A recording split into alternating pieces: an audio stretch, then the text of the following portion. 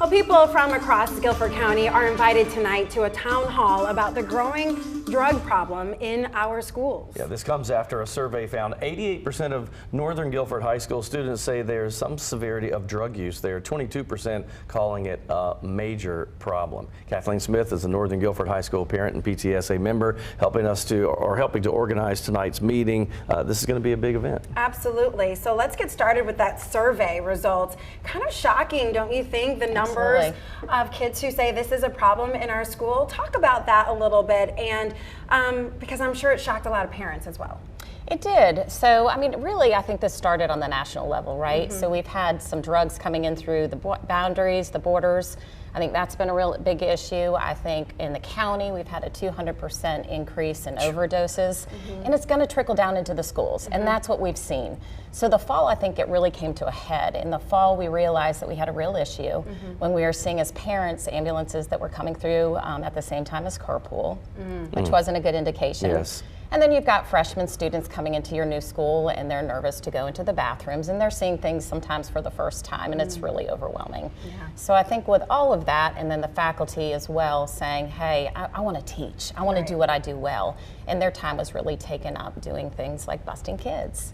So when did you start to notice like a change happening, and then sometimes our kids are they're reluctant to speak to their parents about it. Were they open with you about this, and is that how you became aware, I guess? Yeah, I think honestly it trickled down from the faculty. The students have been pretty open with it. I think some students more than others in saying that there's an issue, because I think there's some students that really want to learn. You know, they're at school to learn and play sports.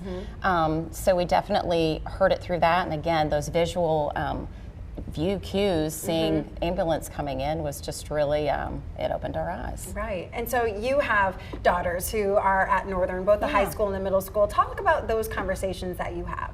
Well, I will talk about one yesterday. So I have a middle schooler, great school. We love Northern schools, and this is not a problem that is limited to Northern school. This is through the district. And she came home and she was telling me about paraphernalia that she did not thankfully see, but she heard was going through the cafeteria and in the bathrooms. And so I think with your kids, you just have to continue to have these conversations about the risks of drugs in their lives and how that can impact their school, their academics, their social. And I don't think also with the COVID years that we had, the 2 years of kids getting kind of that not social energy out, I don't think that helped at all. So they're using drugs as a coping mechanism, and we need to make sure that. So describe tonight, what will this be, this meeting? Yeah, so we have two nationally known speakers coming in, two very different stories. I think it's going to be incredibly impactful. We're inviting students, middle school, high school, parents to come, and we really want that to be the start of a discussion.